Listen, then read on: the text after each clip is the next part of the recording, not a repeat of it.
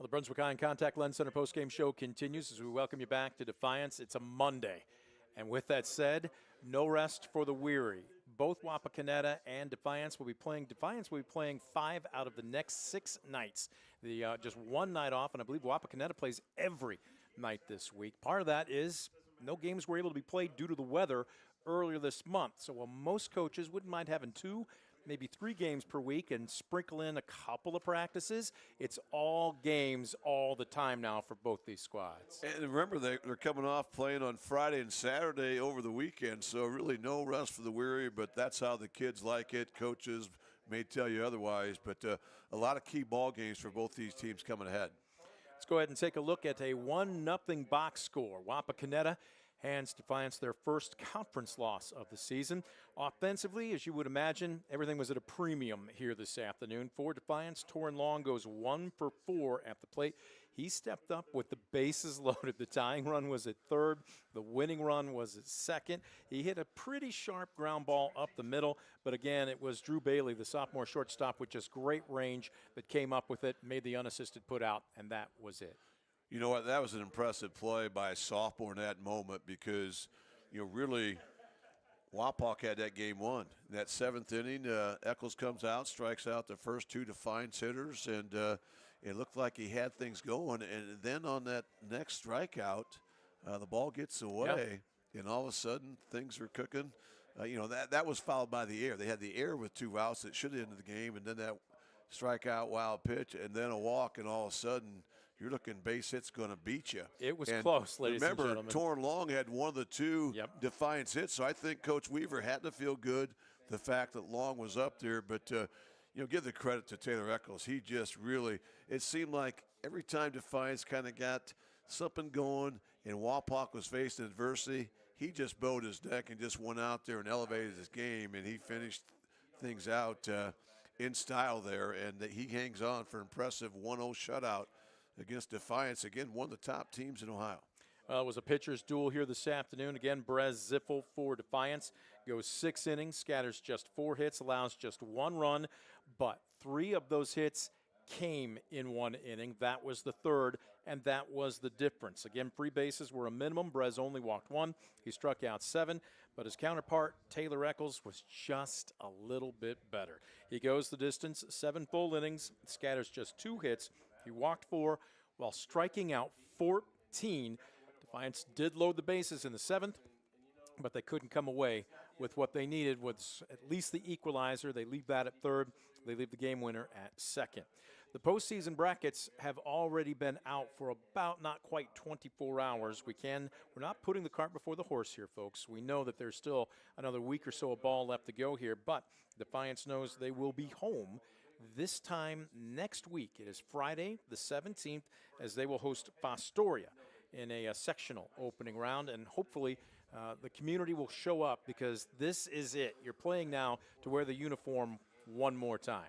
Well, you're right, and the unique dynamic when you're playing high school baseball in Ohio, we're talking about the sectional, rightfully so, but you still are in the middle of trying to track down a conference title, and then you have a decision as a coach where you may have a crucial league game one day and a sectional tournament game the next day. So do you throw your one in the tournament game, the league game, and so forth? I mean, there's decisions to be made. You never want to overlook somebody, but you're also trying to win a league. You're trying to win a sectional, so it puts that unique dynamic in it. If you look at the Wapakoneta side, the fact that their #1 hurler is out right now, maybe out for the season. I don't think anybody knows that for sure yet. But then when you're talking about that, you're down 1 starting arm, and then you have a decision to make. Do you try to play for the league title? Do you try to play for the sectional title? Coach Weaver's going to join us here, and we're going to break this one down first. So much ball still to be played. It's all being condensed in the space of about, less than 2 weeks, about 10 days. But, Coach, let's talk about this one, and what a job on the mound. 2 fantastic pitchers. I hate the broadcaster's phrase, it's a shame somebody had to lose this one. Brez Ziffel, I don't know what else you could have done, but 1 inning with multiple hits spells the difference between a win and a loss today. It was. He gave up the 2 hits, and we wanted to split the runners there, so it was first and third. Throw went to third, it got him to second. So we bring the infield in, and guy hits one off the end of the bat that would have landed right where our shortstop was standing. But that's baseball. We just felt like we didn't want to give up a run, and they made the plays when they had to. They competed in the batter's box. They got the one run, and we couldn't get the job done when we needed to. Well, you're right, Coach. You never like to bring that infield in, but when you're facing a guy like Taylor Eccles, you're forced to. I don't care how early in the ball game, whatever. You cannot allow yourself to get behind the 8 ball. But talk about Breslin Zippel a little bit tonight. I thought he was really masterful there. Just did so many good things, kept you guys right there, but the offense just never got ignited. No, he did a great job, and that's why I told him, afterwards I said, I feel bad for you. You deserve the win. You pitched good enough to get the win.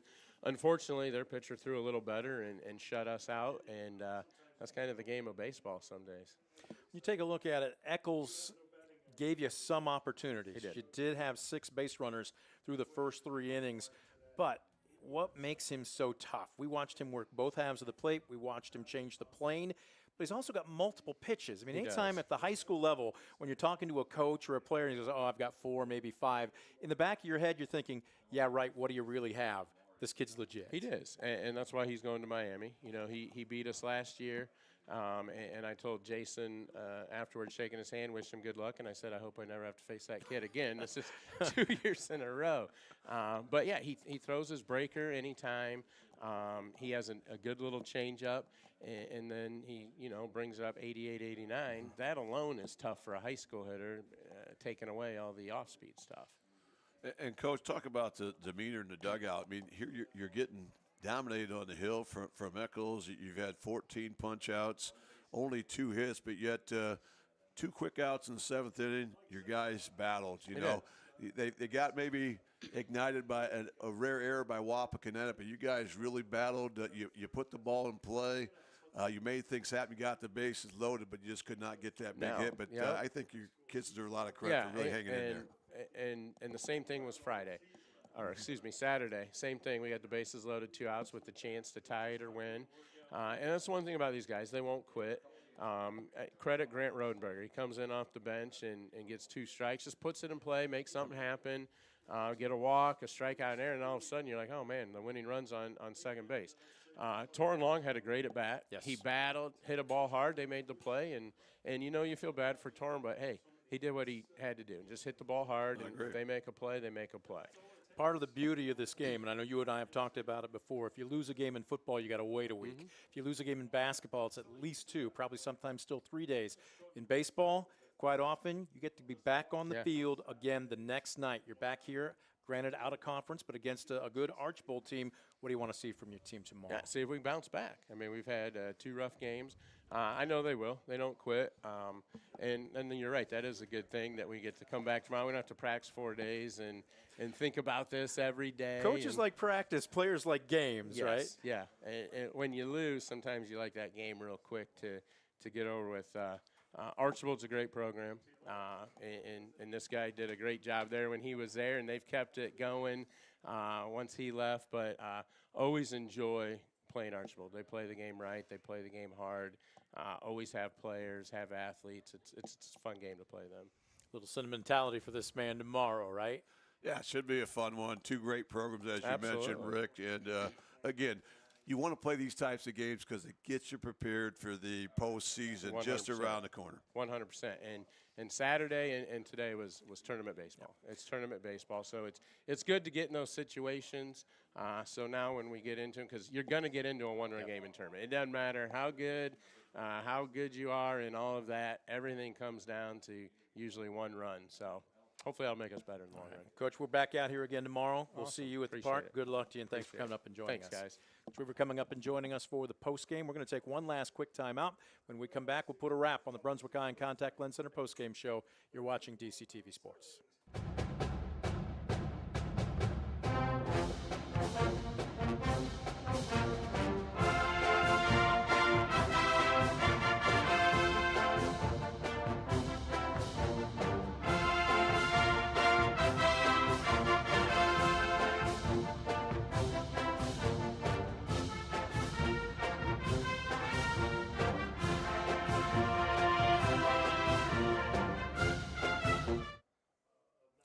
Back at Defiance to put the finishing touches on another Brunswick Eye and Contact Lens Center post-game show. Brent Balbinot alongside Scoop Miller. Pitchers duel here this afternoon. Wapakoneta just had a little bit more offense. As a matter of fact, 3 of their 4 hits coming in one frame, that being the third, and it was good enough to score the only run between both teams of the contest as the Redskins knock off the Bulldogs by a final of 1-0. You heard Coach Weaver mention it. Granted, it's an out-of-conference matchup, but it's one that you want to get back on the field and get the bad taste out of your mouth tomorrow. And here's an Archibald team that would like to come in here and maybe make a statement. Promises to be a good one, Scoop. It does. And credit both these teams. Both these teams schedule up. They try to beef up their schedule. They try to play the best of the best. That way you get into those big tournament games. You've been there and done that. And just like tonight, Defiance is going to feel good about this loss to a very, very good and a ranked Wapakoneta team. But the guys eventually will realize, if they don't already, that you get pluses from this game. You're going to get better result. And then you get in that tough game. You got bases loaded, district final, whatever. You've been there against good pitching. I look for Defiance to really kind of gain a lot, even though it's a loss. But it's one of those tough lessons I think they can take to heart and make them a better team down the road. Weather permitting, we will have it for you. It's another 5 o'clock first pitch, and we hope that you will join us. That's going to do it for our broadcast here this afternoon. Our crew is always doing fantastic work. Big thank you going out to our underwriters for helping make the broadcast a possibility. Folks, we say it at the end of every post game, but we mean it. If you enjoy our production, our coverage of area high school sports, walk through those businesses' doors, patronize them, and let them know on the way out how much you appreciate it. For our entire crew, Scoop Miller, I'm Brent Balbinot, thanking you, the fan, for tuning in. Final score again, Wapakoneta 1, Defiance 0. We'll talk to you tomorrow right back here on DCTV Sports.